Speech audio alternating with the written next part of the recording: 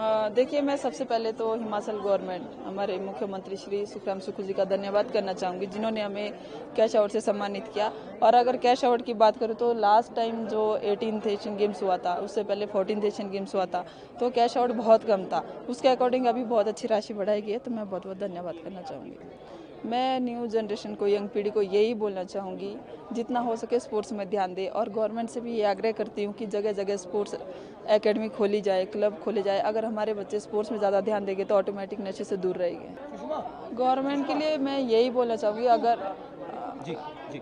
अगर स्पोर्ट्स के लिए अपने बच्चों को हिमाचल से और ज़्यादा बच्चे आगे देखना चाहते हैं, तो सबसे पहले तो जगह जगह एकेडमी होनी चाहिए, हॉस्टल और खुलने चाहिए जहाँ पे हमारे बच्चे ट्रेनिंग अच्छी ले सके। उसके साथ डाइट अच्छी होनी चाहिए।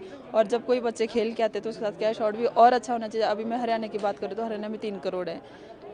यूपी की बात करें तो वहाँ पे भी 3 करोड़ है। तो मैं यही चाहती हूँ, अगर बच्चों को भी आप उस लेवल पे देखना चाहते हो कि अचीव करे, तो उसके हिसाब से बच्चों का भी ध्यान रखना पड़ेगा।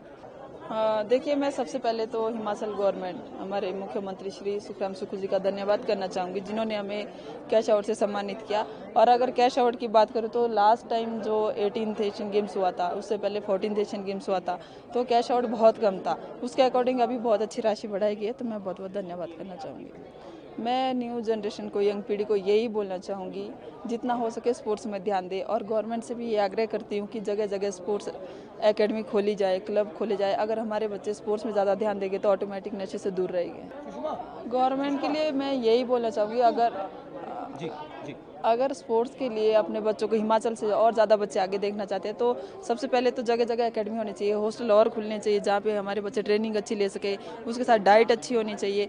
और जब कोई बच्चे खेल के आते हैं तो उसके साथ कैश आउट भी और अच्छा होना चाहिए। अभी मैं हरियाणा की बात करूँ तो हरियाणा में 3 करोड़ है।